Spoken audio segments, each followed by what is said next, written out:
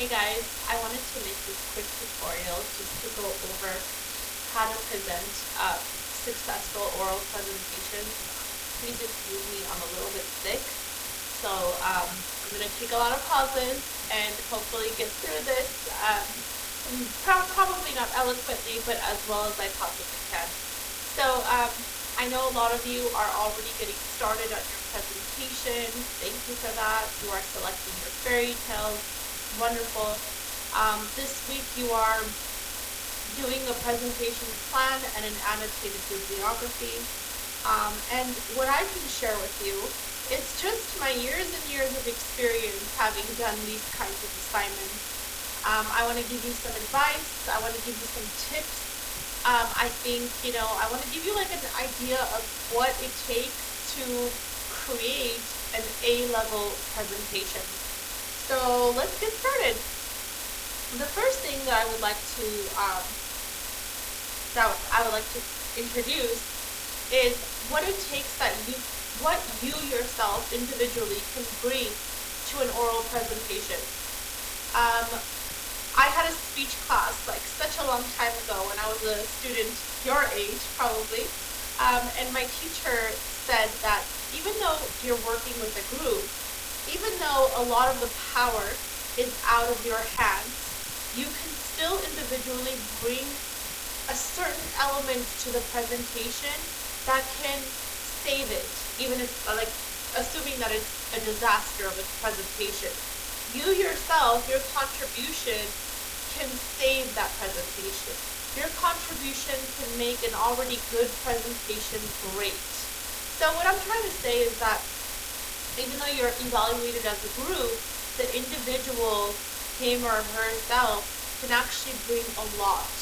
So as a speaker, these are some tips on how your speech can be as strong as possible. Number one is your poise.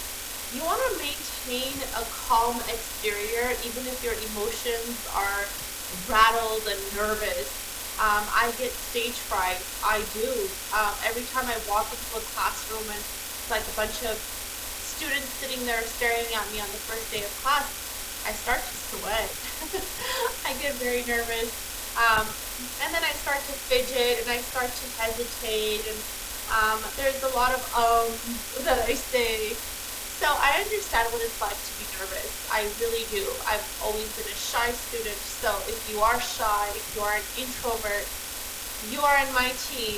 I am just like that. So it takes a lot for me to come out of my shell and to just kind of like engage in an energetic way. So it is something to work on. The calmness that you bring, the confidence that you bring to a presentation. Your voice is important. This is a recorded presentation, so it's really important for you to speak a little bit louder than you usually speak. Let your voice be loud enough so that other people watching you can turn down the volume. But it's really not good if they're turning up the volume all the way to the max and they still can't hear you. Life. This is the emotion that you bring to your presentation. Be passionate, even if you have to fake it. Sometimes we have to, exaggerate our passion, and that's okay. Eye contact. This is an element that is kind of tricky when the recording is done through a computer screen. The eye contact would be done with your webcam. So I know where my webcam is, it's like right here. And that's where I'm looking, because that is the focal point that my audience is going to look at. That if my eyes look at the webcam, then my audience will think that I am looking at them. And that's what I'm trying to do. Gesture. So even though the recording is like on the upper part of your body, you can still have gestures. You can have facial expressions that are a little bit more expressive. Your hands can be used. A few of my students in the past, they stood up during presentation. The problem with that is because it's a recording, when you stand up, you have to move farther away from the webcam, and sometimes that interferes with the volume. So that's my advice that I would give. Like, I'm not saying don't do it, I'm just saying you would have to be pretty loud if you choose that method. Um, the speed, like how fast you are talking. When I get nervous, I talk really fast. So sometimes it's important for you to slow down, take it word by word. Now, fun fact. So here's where I impart some wisdom. A study showed that a really good presentation of 20 minutes will take 13 hours to prepare. So if you do the math, let's say our presentation time is going to be about 10 minutes, right? So we are talking about 6 to 7 hours of preparation time that we are contributing. That's why it's really hard to do this individually. This is why I don't recommend it to be individual work. A lot of you are choosing to do this by yourself. I just think that you're making it harder for yourself. It's better for each person to, let's say, contribute 2 hours of prep time, if you're in a group of 3, versus 7 hours individually.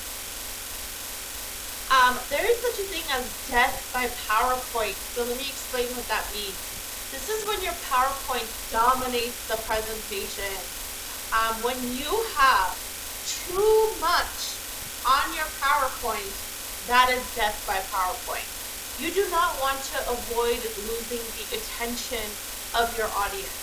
And that happens when your PowerPoint is very busy. It just has too much stuff going on. It is packed too much, like there's fully formed paragraphs, because if there's fully formed paragraphs, your audience is no longer listening to you. They are reading what you wrote on the PowerPoint. That's not good either. So the PowerPoint slideshows are there as an accompaniment. They're there to enhance your speech. They aren't there to take over and dominate your speech. So again, I want to remind you that a good presentation will take about 10 to 15 minutes. I do not want more than 15 minutes. I feel like if you are doing more than 15 minutes, you probably have not rehearsed for this presentation. Okay, there are 4 kinds of presentations. There's the impromptu. These are the kinds of presentations that don't really have prior preparation. You just kind of come and you do it. The second kind is the extemporaneous. This is planned, rehearsed. The third kind is scripted, where you wrote what you want to say beforehand and then you read it. And then the fourth is memorized. This is what actors do, obviously. They put the dialogue to memory and then they act it out, they speak it. So I don't like many of these, to be honest, but I do like the extemporaneous one. The presentation that is planned, that is rehearsed, but it is not pre-written. It is composed by students, but their language is not prepared beforehand. That's what I like. Now, as a speaker, there's 3 things that you need to be aware of. Number 1 is your audience. How much do they know? How much do they need to know? Always assume that we don't know that much, so fill us in. Second, what's the purpose of your presentation? Your purpose is to convince us to believe your thesis, to agree with your thesis. That is your purpose. The third is you should always be aware of the time. I always have the timer going, even if I'm not being recorded. I always am aware of the time, and I have to be aware of the time, because otherwise I'm going to go over or I'm going to go under, and it doesn't allow me to collect my thoughts as well when I don't have a time limit in mind. I think it's important for you and your group members to think of a clear organizational pattern. That should be one of the first things you do. So this week, you guys, you're forming groups, right? And you're choosing fairy tales. Perfect. Your next step should be to divide the work and to decide, how are you going to do this thing? Is it going to be a back and forth kind of presentation? Or is it going to be I talk fully and then you talk and then the third person talks? how do you guys want to organize your presentation? This is the part that your group needs to consult and decide for yourselves. Next, we are doing an outline. The outline is going to be due by the end of this week, and this is the outline that I'm assigning for the class. So I am going to ask you guys to prepare a minute-by-minute overview of your presentation. And then thirdly, when you are organizing this presentation, always begin with an introduction and a conclusion. You guys, when we are done talking, we don't just hang up on people, right? I hope not, because that's rude. If I tried to hang up on my mom while I was talking on the phone with her, oh, hey mom, what are we having for dinner? And she's like, I don't know, borscht. And I'm like, okay, click. I would not hear the end of it. My mom would be so mad at me. It's because it's rude to hang up on people. Just like it's rude to just finish and then click end to your recording without a proper goodbye. So I do think it's important when you guys are starting your presentation that you think of an introduction and a conclusion. Graphics. Graphics are really important. Now, I want to just clarify what I mean by graphics. Graphics can go from your use of bold, your use of caps, your size font, the italics of your font, underlining and highlighting of certain sections. Notice that I put certain words and phrases in blue on my slideshow here on the left. And that's because I'm trying to emphasize certain points so that you guys can follow along better. So this is important, right? Like the graphics that you use, they are going to help the clarity of what it is that you are trying to present. It's going to help us understand your information better. Fun fact, people learn best when they hear and they see, both together. If you only ask me to listen to your presentation, I'm not going to retain that much information. But if I can hear what you're saying and also have a visual pairing with what you're saying, like key points, like on a slideshow, as I demonstrated on the right, I am able to follow along and to retain the information a lot better. So, just so you guys know, the two most powerful presentation tools are the PowerPoint and the Prezi. I think what you guys, for the most part, use are Google Slides, right? Google Slides is essentially like the PowerPoint presentation. It's just like it. So it's up to you what you use, honestly. There's different ones that I will mention in a later slide, but you do need some kind of a presentation tool that you are using as you speak. And finally, animation. Animation is a really good technique to help your ideas move along. For example, if an idea is supposed to be dramatic, why not have an animation that is like, I don't know, the slamming of a door or like a round of applause or something like that. The animation effects can be very useful as long as they are not distracting. Just to continue, it's also important for you to create effective slides. Here's another fun fact. The human brain processes information better when it is symmetrical, when there is a focal point. So if your slides are organized with like writing everywhere, right, the human brain becomes confused. So it's really important when you are organizing your slides that you try to emulate what I did on the right here. Like, look at the simple example of apples and oranges being compared. There is a visual of the two side by side in a symmetrical way. Above it, there's text that is key ideas, like it's fragmented phrases that are connected to the image. So I don't have fully formed sentences or fully formed paragraphs. It's just key ideas. Now, if you want to know more about it, you're going to listen to my speech. but the visual is there to help my speech along. So that part is important. It's important to also consider that, your graphics that you're using, you always want to be aware of the speaking situation, like how long is your presentation. Now, our presentation is not very long. 10 minutes is not a long time.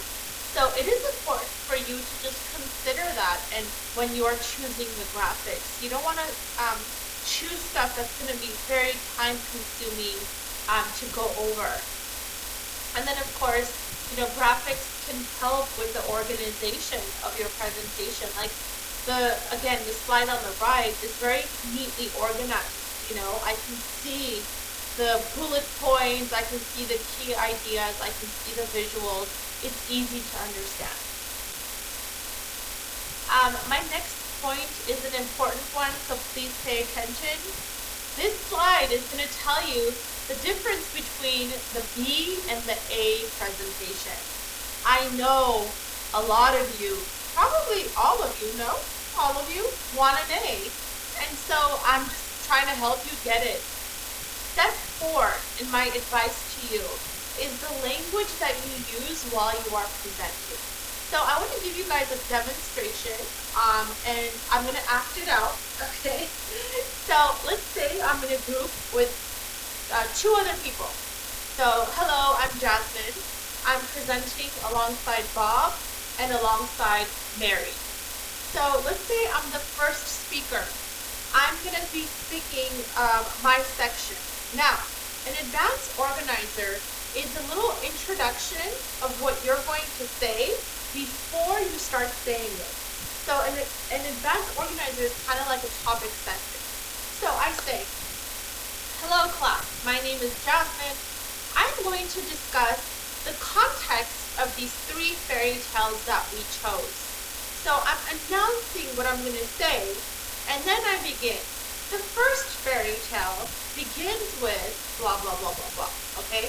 So my little introductory statement is just kind of giving you like a heads up. This is what I'm going to talk about. Now, after I'm done talking, I just take a moment and I repeat the key points of what I just said. This is the summary. So I say, well, class, thank you for listening. I hope that you understood the context that I went over for these 3 fairy tales. So I kind of like recap what I said very briefly, but then I'm going to transition to the next speaker. And I say, my partner Bob is now going to discuss the analysis for these 3 stories. Okay, so notice how I introduce Bob, and I introduce what Bob is going to do. What I essentially do is I put a bridge between what I said and what he's about to say. I create group unity. Now Bob starts talking and he says, thank you so much, Jasmine, for that wonderful context. I am now going to continue by giving you a analysis of these 3 stories. And then Bob starts with his section. And as Bob gets to the end of his section, Bob's like, he wants to, again, create a transition. But he says, I hope, class, that you understood in my analysis section what my main meaning was. And he kind of like repeats, he summarizes what the takeaway was that we're supposed to get.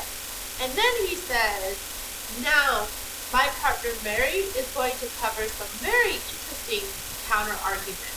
So now Mary is talking. I hope you guys understand where I'm going with this.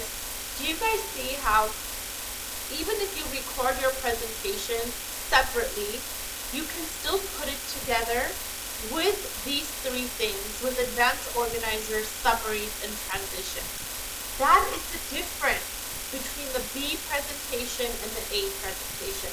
The B presentation has a little bit of roughness in its unity.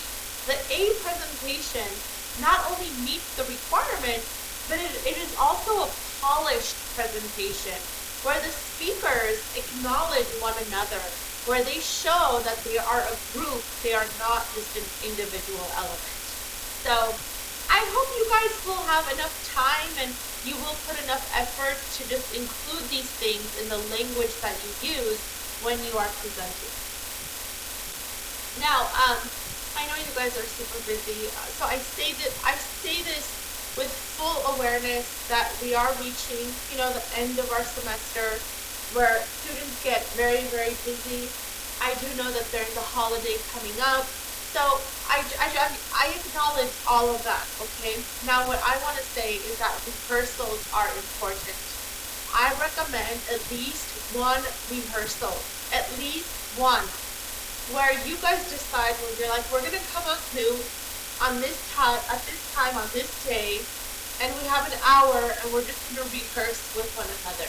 Okay, so um, I think the first rehearsal is just kind of like you speaking your presentation out loud. Very rough. You might have a lot of pauses in between. The second rehearsal, you have the timer on. You're starting the timer, you're timing yourself, you're paying a little bit more attention to what you're saying. The third rehearsal, you're already maybe recording. So I do think that with each rehearsal, your presentation will become very strong.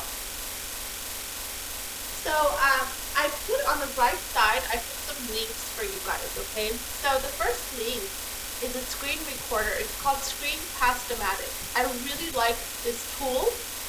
It is a screen recorder. I kind of like it more than Zoom. I'm sorry, I put Cal State Zoom. I will update this. It's actually the Zoom. I think it's called Zoom.us, not Cal State LA. GCC has the access too. Sorry about that. And then Screencast-O-Matic is also a screen recorder. Now, the reason why I like Screencast-O-Matic a little more than Zoom is because after you're done recording your video, it gives you the option to upload it on YouTube. And then on YouTube, you can add subtitles, which is great. So I have a little tutorial here on the bottom of how to add subtitles to your YouTube videos.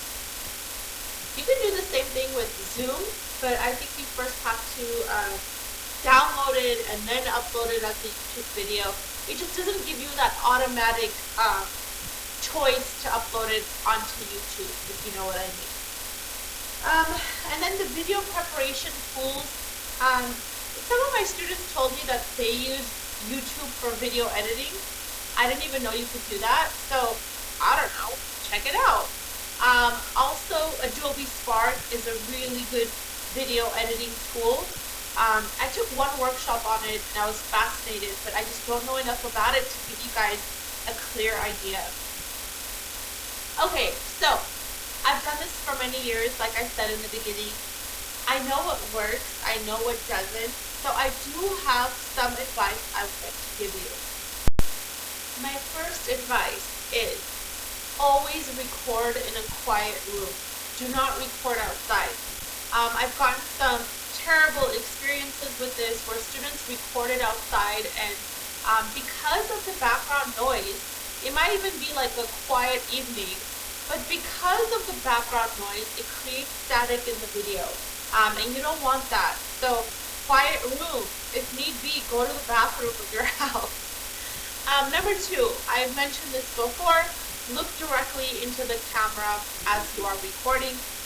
My third advice is to speak up. Now, this is hard. It's hard for me right now.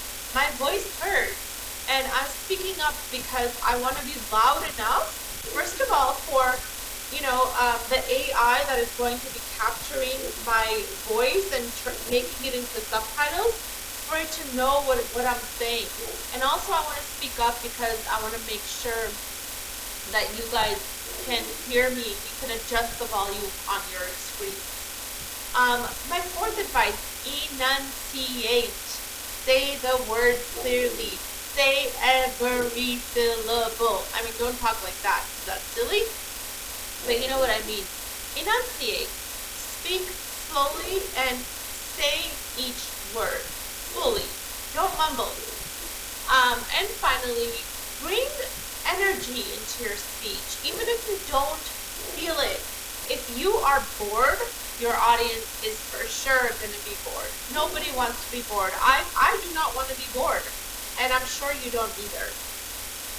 Now, oh my gosh, my dogs are barking. See, look, background noise. Sometimes it's just unavoidable. So I made this slide mainly for in-person presentation. Hold on. Sorry guys, I took my own advice. I closed my window so we wouldn't get background noise. Now, every single presentation usually ends with a Q&A. Like like 5 minutes or 10 minutes at the end that where the presenter is supposed to answer questions asked by the audience. Now, even though this is the video recording type of presentation, you should still open the forum to questions. So your presentation should maybe near the end of it conclude with, our group would love to answer any questions you may have. The reason why it's nice to always open the door to questions is because you sound confident as a speaker. You sound like you're ready to answer any kind of objections that other people might have. So it just makes you appear to be well prepared when you open the door to questions. And also it allows for your audience to participate in your presentation so that you're not just a talking head, but there is some kind of back and forth interaction. The rest of the advice that I'm giving you is mainly for in-person presentations. I didn't want to delete it from my slide because I know that you guys probably have presentations that you do or are going to do in the future, and this is still good advice to take. Okay, my two examples. The first example, by the end of this week, I'm going to ask you guys for a presentation plan. A presentation plan is a minute-by-minute action plan for your presentation. What is each minute going to consist of in your presentation? So for example, I put two examples here. My first minute, okay, John, let's say, hypothetical person, is going to introduce himself and his group members. Mary is going to give an overview of the subject. And I'm thinking this is going to take 1 minute.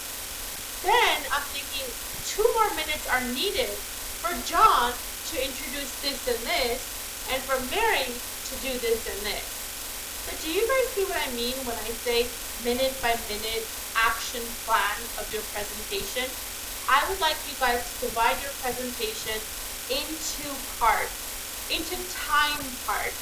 How much time is each part going to take? I want to see that outlined by the end of the week. And my second example is an annotated bibliography. Now, an annotated bibliography is just a works cited page. It's like it has your citation, and underneath it, it has a paragraph.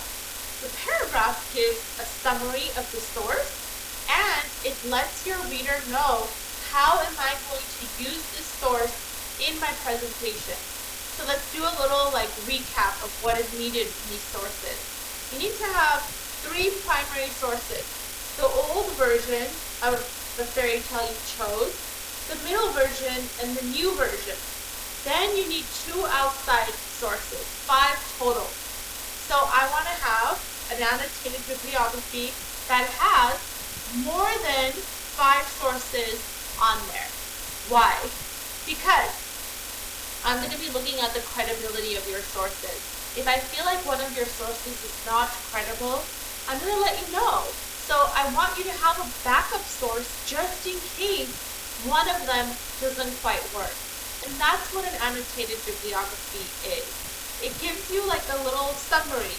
For example, let's say I'm going to use for my old version of the fairy tale, right? I'm going to use the Grimm Brothers version of Little Red Riding Hood.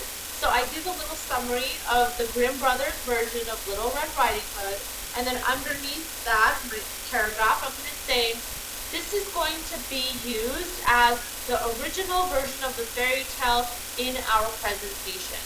So I want to make sure I map it out. This is the old version, here's the middle version, here's the new version. And that is the annotated bibliography. I think I covered everything, right? I think so. I will let you know if I miss anything, if I forget anything, I will let you guys know. I hope this was helpful. I did try to do this as quickly as possible. If it's too quick, feel free to ask me any questions at all. I will be happy to answer them. Good luck on your presentations, you guys. I hope this advice helps.